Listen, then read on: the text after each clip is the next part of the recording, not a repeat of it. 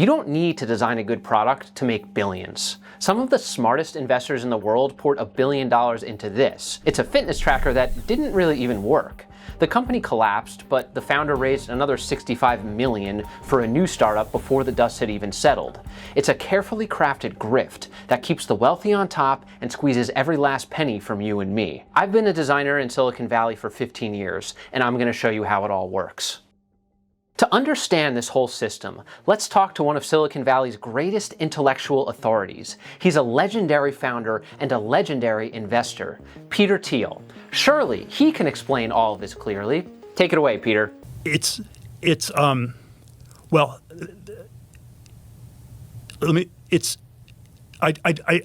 In 2008, the American dream shriveled up in front of our eyes when the economy collapsed. Soon, chants rang across Wall Street. People wanted change. They were tired of money influencing politics. Sound familiar, Peter? There's several different things one could say. Oh, and by the way, see that number in the corner there? That's a live estimate of how much money Peter Thiel has made every second, even while stumbling his way through simple questions. We'll be doing that for all the billionaires in this video. So anyway, the government heard our cries for justice, but instead of redistributing money from the wealthiest among us, we got something different. ZIRP, the zero interest rate policy. With ZIRP, the rich could borrow huge sums of money at almost no cost, and we were told that all this investment would eventually make life better for everyone else. That was the promise, at least. Before this, billionaires could just park their money in safe investments and expect steady profits from things like government bonds. But once interest rates went to zero, they couldn't just coast anymore. Their safe returns were melting away. The rich were pushed off the cliff of safe investments, but waiting below was something that promised as much as 100 times their money back. High-risk venture capital. Grab your money bags, because there's another gold rush in California. This is Juicero, a $700 juicer with a $150 monthly subscription for juice packets. Most people have heard of Juicero, but nobody ever talks about the key lesson from it. The company raised over $120 million because the pitch sounded just plausible enough. Maybe people really would spend $700 on a high-end juicer. People do buy expensive espresso machines, so the vision didn't sound that crazy at the time, but that vision was built on a very fragile narrative with a lot of missing details and major assumptions about what people might actually want. Why did it need to be connected to Wi-Fi to work? Why did you need a monthly subscription? So Bloomberg came along with a counter-narrative that was far more concrete and way more powerful. They showed someone squeezing the juice pack by hand, and instantly the company's whole premise of a $700 juicer became impossible to defend. What's the point of this juicer if you can just use your hands to do the same thing? The public had been handed a much more straightforward story that anyone could understand. So the real lesson of Juicero is not just look at how stupid and out of touch these Silicon Valley people are, although that is partially true. The deeper lesson is that a product can survive on a speculative story for years. But if someone produces a counter story that's simpler, more concrete, and easier to feel in your gut, the whole thing unravels very fast. The Juicero illusion broke before everyone got their big payday, but a lot of times they succeed, and they do it without ever actually producing anything of value. Vivek Ramaswamy's story is a wild example of how you can make a fortune without producing anything useful. He bought the rights to an Alzheimer's drug that had already failed clinical trials. He rebranded it and sold investors on his vision, raising over $1 billion. So once again, are these investors stupid? Sometimes yes, but not always. These people are just responding rationally to a system that rewards confidence in the face of uncertainty. Most investors already know a lot of the companies they back are going to fail, so what they really need is a story big enough to justify the risk, and a personality fanatical and confident enough to make that story feel like it's inevitable. I've been in rooms with billionaires when pitches like this happen.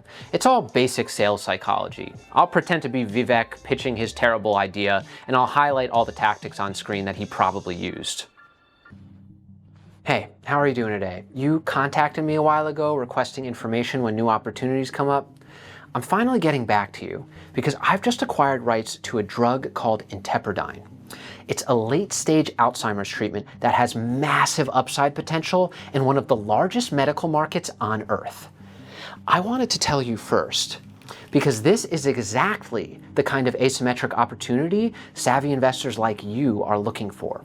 Now, I know what you're thinking. Didn't I just buy the rights to this drug from somebody else? And didn't it fail the clinical trials? But that's exactly the beauty of it. Some other big pharma company spent millions on the research, so we don't have to, and we acquired the patent for pennies on the dollar. These big bureaucratic pharma companies leave gold sitting on the table because they can't move fast enough to see what our MIT researchers do.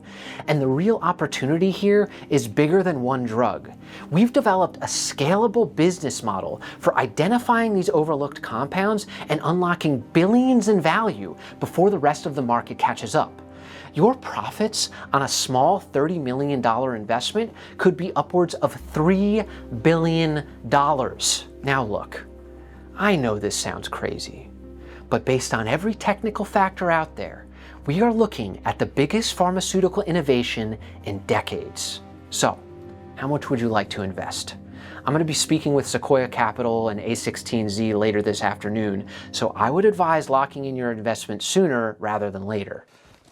Ugh. And really, that's the whole trick. When these guys pitch, they're selling you the feeling that you're getting in early on something that nobody else sees.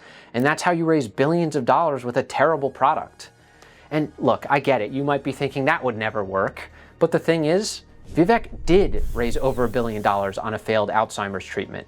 I've been in the room when these deals happen, and Vivek's pitch probably did sound a lot like what I said. By the way, every time I say something bad about an investor or one of these companies, I'm pretty much destroying my future career prospects in design. That's what this little counter is for. It's my real-time future income loss meters. So don't forget to subscribe, I'm gonna need it. Vivek didn't actually make anything. He didn't even develop the failed drug on his own. He bought the patent for cheap and sold other people on the vision.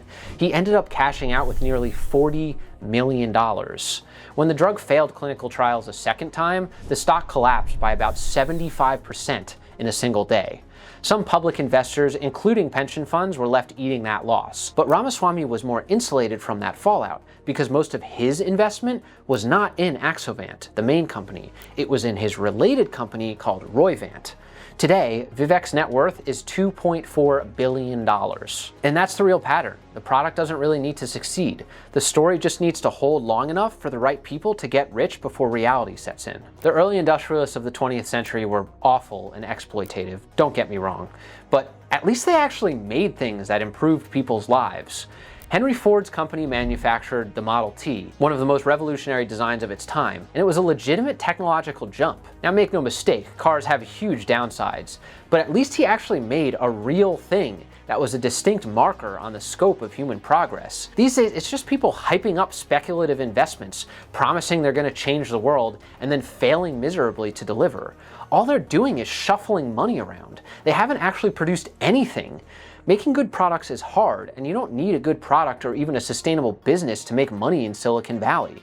You just need to convince people with money that you'll have a sustainable business sometime in the distant future. Now look, I know this video is incredibly cynical, so I just want to say, not all of Silicon Valley and startup culture is like this. I live here, and there are a lot of people here who I really deeply admire. They are genuinely trying to make things better. And there are some really great companies out there that actually provide a useful service. One example is AnyDesk, and that's why they're sponsoring today's video. If you're a designer, creative, or editor working across multiple devices, AnyDesk might be the best tool you're not using yet. I've been integrating it into my workflow, and it's kind of a game changer. With AnyDesk, I can remotely access my editing rig from my laptop. The connection is so fast and responsive, it feels like I'm right there in my office. And it works on Windows, Mac OS, and all these other platforms too. And because AnyDesk uses a proprietary codec, the image quality stays sharp, even in remote areas or on spotty Wi-Fi. Audio pass-through means I can scrub and edit YouTube videos remotely, and thanks to 99.98% uptime, I know I can rely on it. The direct file transfers are also really useful. No more cloud uploading, no more waiting to sync. I can move raw footage, project files, whatever I need, straight from device to device, instantly and securely. If your workflow lives across many devices or locations, AnyDesk brings it all together seamlessly. It's free for personal use, and if you've got a team, they offer tailored business plans. Thanks to AnyDesk for sponsoring this video. Download AnyDesk for free today using my link in the description. back to the video. Generating wealth has become completely untethered from meeting human needs. Normally, a stock's price is more or less aligned with what the company produces, but the wealthiest person in the world has a company that runs on inventing stories and hype about how amazing he's going to make the future with no plan for how he's going to achieve it. This strategy makes perfect sense if you think about it. Concrete, measurable value has limits. You can't really argue or speculate on how many units you sold last quarter or easily fake your price to earnings ratio. But a bullshit story has infinite upside. The only limit is your imagination. The line can only go up. And that's how we ended up with millennial direct-to-consumer products. They're basically just regular products that are sold directly to an end customer, bypassing any middleman. The beauty of these products is that you don't actually have to produce anything new. Just slap some buzzwords on an existing product. Here's what I mean. We're not a luggage company. We're deploying a frictionless, modular infrastructure for the global nomad. We're not making wool shoes. We're leveraging the proprietary material science to architect a carbon-negative movement towards a better future. We don't sell stationary bikes. We're a media company and one of the most innovative global technology platforms of our time. And there goes a bunch more of my income. Add that to the meter. But anyway, you just need a fanatical speaker, ideally with weird hair, and don't forget to add a statement about how your technology is going to save the world. Because wealthy investors could borrow money basically for free during this time period, they started investing in riskier and riskier companies. It got to a point where you could pitch any idiotic idea and get money.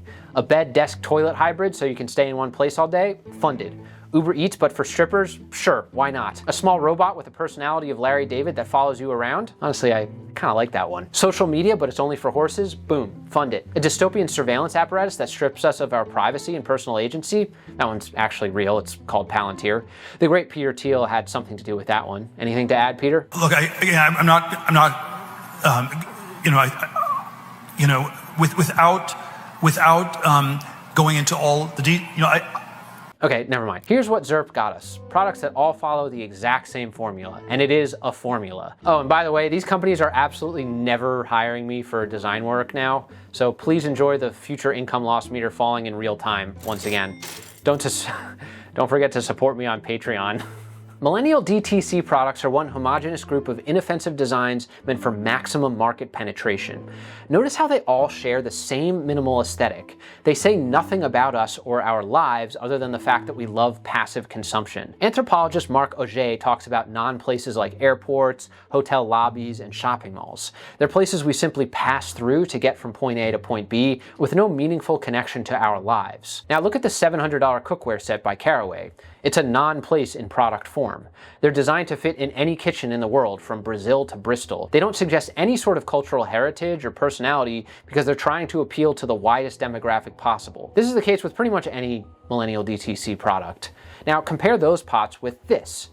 These cultural objects carry a history and they tell a story. You learn so much about what a culture values just by looking at them or watching someone cook with them. In contrast, these products aren't usually very good. They often fall in this weird middle ground where they're not awful but also not great, but somehow feel a tiny bit elevated. Venkatesh Rao calls it premium mediocre. He gives us some examples. The finest bottle of wine at Olive Garden, cupcakes in froyo, truffle oil on anything, extra legroom seats in economy. It's often something designed to look good on Instagram above everything else. The point was never to make a good product. You see, during the ZIRP funding era, getting engagement on Instagram was a better show of profit than actual profit. So they put a lot of emphasis on a nice unboxing experience. And because most of these startups were online businesses in some way, they could capture your data to optimize their marketing funnel. Even your Casper mattress received millions of dollars in funding by promising investors they could track your sleep data and use it to sell you more stuff. Picture this, it's 2016. You hop in a $6 Uber to your Airbnb that only costs $30 a night. You drown out the sound of people arguing on the street below with a new Spotify playlist. It was a good day. You get home just in time for your DoorDash delivery to arrive. All that food was only $4.99. Now you can sit back and binge watch Netflix so you can forget about your boring desk job till tomorrow. Life is good. Too bad it was all a fever dream. The zero interest rate policy allowed investors to subsidize our lives for a decade. It was informally called the Millennial Lifestyle Subsidy. Let's say you order an Uber for $6. That was only possible because the actual cost was $12. Half of your fare was being paid by venture capital investors in an attempt to put the taxi industry out of business. Uber is now another company that will never work with me. But anyway, it's a strategy known as blitzscaling. Venture-backed companies blast all the headlines with their product launch, they scoop up all the best developers, and they buy all the ads before their competitors. It's growth at all costs. You spend billions of dollars choking out the competition, and once they're all gone, you jack up your prices. Cory Doctorow and Rebecca Giblin call it choke point capitalism, and it's shaped like an hourglass. At the top are the service providers. In the case of Uber, that's the taxi drivers. At the bottom are the customers who need rides. The whole game is for companies to jam themselves into that narrow middle until they become the only real way the two can connect. Once you've starved out your competitors, nobody can avoid using your service, so you choke out both sides. You can charge customers more and pay workers less. Whoever can afford to lose money for longer becomes the choke point and wins. This is what the homogenized group of millennial DTC products are trying to do. They also lock you in on a subscription so you never really own anything and end up paying more for that subscription over time than you would if you just bought the product outright. In his book, Enshittification, Doctorow explains how these platforms lure us in with extremely low offers intended to trap us. But now that everything's full price again, plus inflation, it's clear that Ubers aren't any better than cabs. Airbnbs don't make vacations cheaper, and basically any optimism we felt for the past 15 years was a lie. We're all trapped on the same 4 or 5 websites that dominate the internet. As Brad Trommel puts it, the millennial lifestyle subsidy didn't convince anyone that they were rich. It just helped us pretend we weren't poor. By the way, I know this is getting extremely depressing, but I promise there is a silver lining at the end of this video. So anyway, those ultra low prices got people in the door. Now that they have us captured, the real machine kicked in. Optimization. They need to keep us in the sales funnel. Every part of the interface is designed to remove friction and encourage thoughtless, automatic spending. The goal is to make buying feel so seamless that it barely feels like you're making a decision at all. Design becomes more about extraction rather than beauty or care or reflection. You see this in the hyper-optimized interfaces, the simplistic sterile products, and even the illustration styles that these companies use. Just like all millennial DTC products started to share the same look, tech company illustrations have started to look eerily similar as well. These race-free, gender-fluid, geometric characters with pool noodle arms represent everyone and no one at the same time. It's all about maximum accessibility for maximum market penetration, and through that process, it erases all cultural identity and uniqueness. The style is called corporate Memphis, and these bright, happy monsters hide what's really going on beneath the surface. Big tech wants to keep painting a picture of a happy, collective utopia when really they often do the opposite of furthering humanity and human progress. Let's check in on our favorite legendary investor and founder, Peter Thiel, and see what he has to say about humanity. You would prefer the human race to endure, right? You're hesitating. Yeah, well, Yes? I don't know. I would.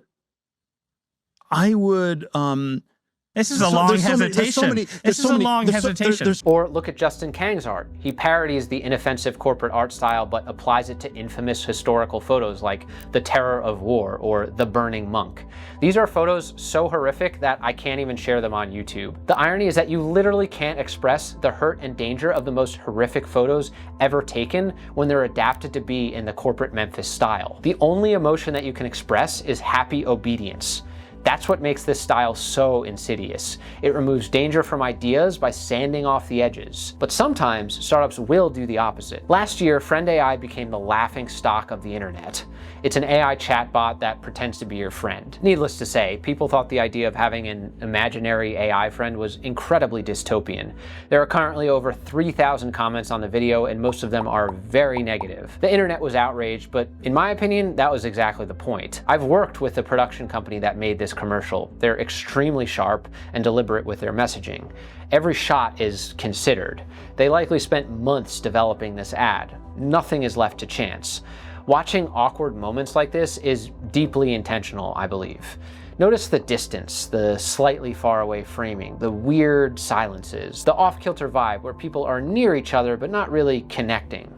All of it creates this feeling that you can't quite name, which is exactly why it sticks in your mind. If it feels socially corrosive, that's because they're selling something socially corrosive. The ad is leaning into that discomfort to provoke your engagement. What makes campaigns like this so slippery is that the discomfort is rarely obvious enough to prove. The awkward eye lines, the dead air, the faintly distant framing, all live just below the threshold of certainty. You can't tell if they're trolling you or not. Antisocial products need antisocial marketing. So if the product promotes isolation, surveillance, and emotional outsourcing, or socially hollow behavior, the ad can't hide any of that. There may be no way to honestly film an AI imaginary friend pendant without it looking uncomfortable, and the production company who made this ad probably recognized that immediately. So rather than hiding that feeling, they normalized it. And some of the ad choices push even further. The final scene of two people on a date feels intentionally uncomfortable. They're together but never really looking at each other at the same time. There's no way this was accidental, at least in my opinion. All of this is by design, I think, and that's because Friend was never marketing to everyone.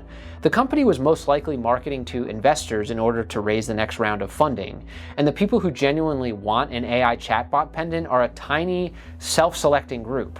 They're terminally online and probably lonely, so the company only needed to attract the small slice of people weird enough to find this thing compelling. Look at all these negative comments. This looks bad, but rage is still a form of engagement, and arguably the best kind. Rage and perceived injustice are great ways to trigger action. That means commenting, sharing, texting a friend, or sharing a post about it. The worst thing you can do is react publicly and emotionally, because that's exactly what they want. Outrage spreads the ad and tells the algorithm this thing matters. They don't want your approval. They just need your knee-jerk response, and they're profiting from your disgust. To put it simply, Friend is trolling us. Now, to be fair, you could argue that I'm feeding the troll by even talking about this, but I think there's a difference between amplifying the outrage versus analyzing the mechanism so that you don't fall for it again the next time it happens. For right now, the strategy works. Later on, the founder Avi Schiffman doubled down and spent $1 million buying up all the New York City subway ad space. His response told us everything. He called the hate entertaining. Public disgust is no longer being processed as moral rejection, but a proof that the campaign is working. They need your attention. We used to colonize land. That was the thing you could expand into, and that's where money was to be made. We colonized the entire earth. There was no other place for the businesses and capitalism to expand into, and then they realized human attention. They are now trying to colonize every minute of your life. That is what these people are trying to do. Getting covered by every tech outlet, culture podcast, and angry Reddit thread is millions in earned media. If you get enough attention, a tiny fraction of people will buy almost anything. And more importantly, investors equate influence and engagement with eventual profitability at some point in the nondescript future, even though the product is often socially corrosive and dystopian. But Friend isn't the only AI pin in town. Rabbit R1 had one of the most compelling tech launches in years. The bright orange body, the scroll wheel, the rotating camera, and the little rabbit icon all felt playful and strange and futuristic in a way most consumer electronics just aren't anymore. And the pitch was even better. It was a new kind of device powered by a large action model, or LAM. Basically, it was an AI that was supposed to understand what you wanted and take actions on your behalf. So let's just say you want to call an Uber. In theory, you just speak to it and it would order the Uber for you without you needing to dig through apps on your phone. The vision was incredibly seductive because it implied the beginning of a different relationship with technology. We could finally escape our smartphones. And people bought into the vision. Rabbit reportedly sold more than 130,000 units. The problem is that the actual product fell disastrously short of that promise. Early reviewers found it to be nowhere near the revolutionary assistant implied by the marketing. The scroll wheel that looked so cool in the launch video ended up feeling much worse than just a regular touchscreen. It was slow, awkward, and the large action model was barely there in any meaningful sense. That's what makes Rabbit such a perfect Silicon Valley product. It sold the feeling of the future without delivering the reality. The launch video made it look like a new category of technology. What shipped felt more like a prop from that story. The Rabbit R1 still went on to raise another $10 million in spite of all of that.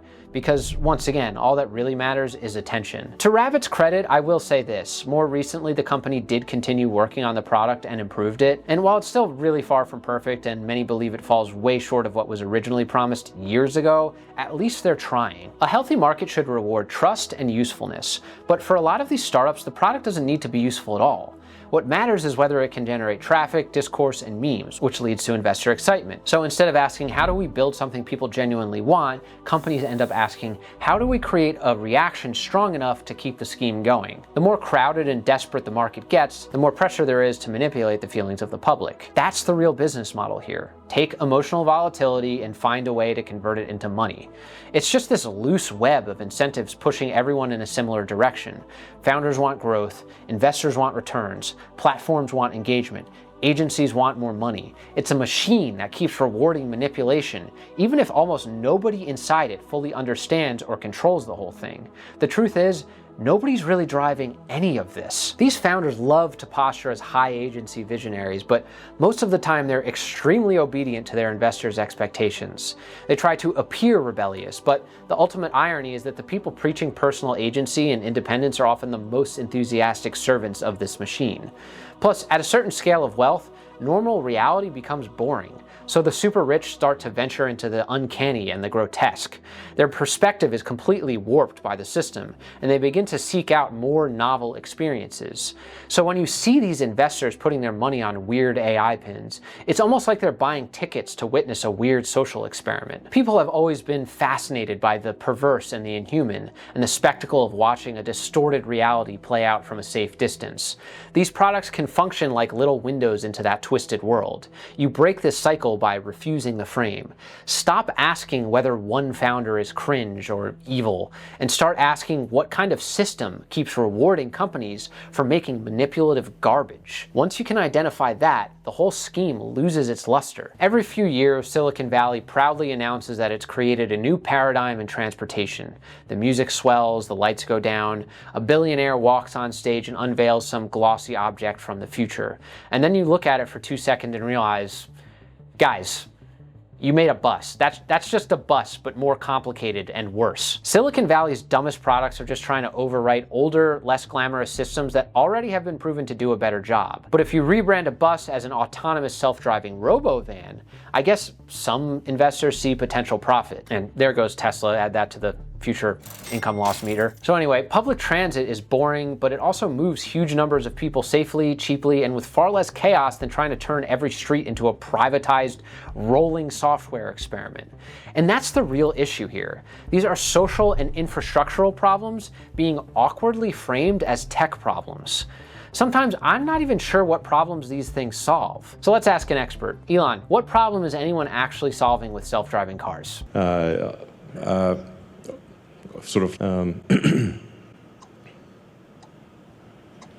So I think he was probably going to say safety. But that argument is shaky. Road safety has improved for decades, mostly through things like regulation, enforcement, better road design, and safer cars. Whether cars are autonomous or driven by humans, they still need that same massive infrastructure like roads, signals, rules, and enforcement. Putting an extra layer of fragile, expensive, constantly updated software infrastructure on top of that is insane to me. Maybe it helps traffic, but self-driving cars may not solve that either. If average vehicle occupancy is barely above 1 person per vehicle, the idea that adding giant fleets of unoccupied autonomous vehicles driving around is going to reduce congestion feels laughable. Maybe it's freedom from car ownership, but we already have simpler tools for that. Just walk, or use public transit, or ride a bike, or take a taxi. Once again, what problem are we actually solving here with this?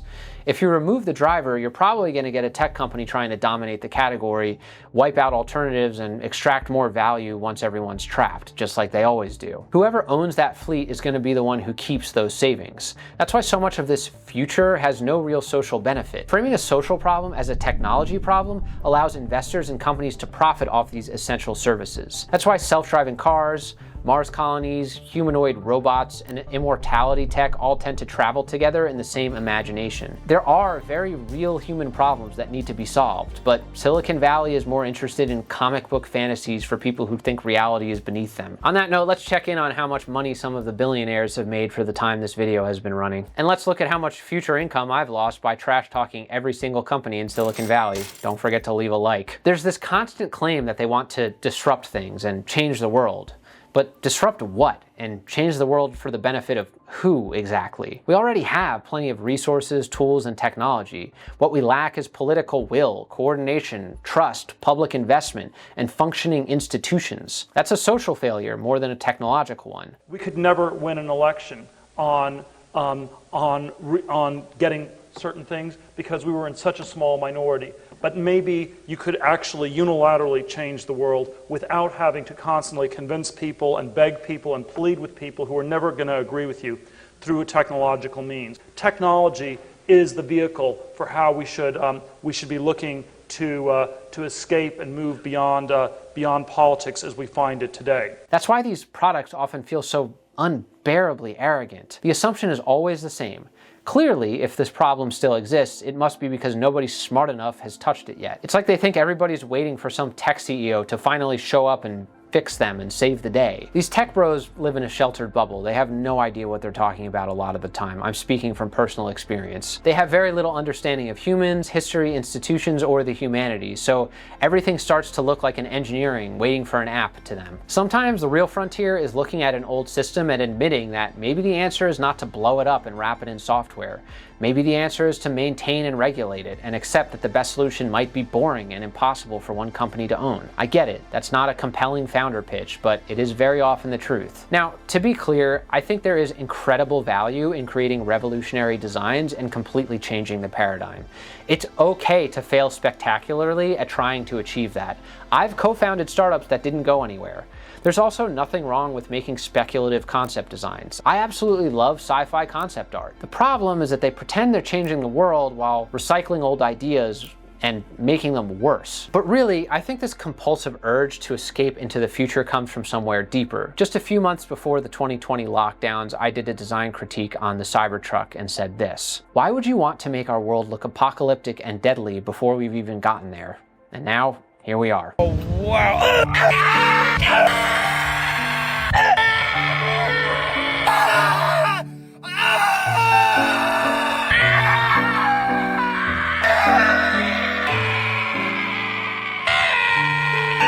The Cybertruck is one of the clearest symbols of what Silicon Valley has become. Not all of Silicon Valley, obviously, but there is something deeply antisocial in this design. It looks like an indestructible tank built for suburbia, but in reality, it's incredibly flimsy and totally impractical. It has the aesthetics of something you drive in a post-apocalyptic hellscape where the driver sits inside their faceted tomb, sealed off from the rest of the world. It says nothing about openness, elegance, or community. All it communicates is hostility and distrust for the world outside its flimsy metal shell. But underneath all that machismo and brutal confidence is fear. It's a giant steel bubble for people who are terrified of sharing a world with people they don't understand. The crazy thing is that the vehicle isn't even good on its own terms. Just like the people who drive it, the Cybertruck is fundamentally out of step. It's horribly impractical, and it doesn't even function as a truck. It's a visual eyesore. It doesn't even meet modern safety standards in Europe and the UK. Just like so much of Silicon Valley, it's all theater without any substance. The Cybertruck represents an ideology of fake futurism, completely devoid of substance or nuance. The fantasy is the point. To quote the New York Times, the Cybertruck is a culture war on wheels. The article goes on to say, they feel like they don't recognize the society they are in anymore, so they built a shell to survive it. Fascism has always thrived on two things: fear and exclusion. The Cybertruck provides both at a starting price of $80,000. Most great cars have a certain sensual beauty to them, but the Cybertruck is what happens when technology stops aspiring to improve society. And that same fear is all over Silicon Valley. Beneath all that shallow confidence and techno-optimism, there's fear. I've talked to many people in San Francisco and Silicon Valley, and I know how real it is. Everyone is scrambling to get on top of the heap before the ladder gets pulled up and they become part of what they call the permanent underclass. They're terrified. They feel pressure from a boot pushing down on their neck, and they're suffocating. And instead of pulling the boot off entirely, too many of them decide the only way out is to become the next person wearing it. That is the logic underneath so many of these Silicon Valley tech grifts. Panic. They're clamoring to dominate because they're afraid of becoming obsolete and irrelevant. If they don't get rich fast enough, they'll be the ones choking on the ground. I completely reject that. It's cowardly. I reject the idea that the future belongs to whoever can be the most cynical and extractive. This was never what Silicon Valley was supposed to be about. For all its flaws, the early mythology of this place was tied to the idea that technology could democratize access to information. The open source movement was collaborative by nature. People were valued by what they contributed to a community, not just for how effectively they could squeeze everyone beneath them. So I'm not ending this video in despair. I know so many incredible people here who genuinely want to make things better, but they're swimming upstream in a culture dominated by fear. We need to support each other. So if anything in this video resonated with you, reach out to me. I don't care if you just graduated or you're the biggest founder in the Bay Area. If you want to work with me or you just want to talk and compare notes, let's figure out how to build something better. The future is not just something that's imposed on us. It's still something we can fight for. I spent over a year and a half thinking about this video, and it's honestly one of my personal favorites.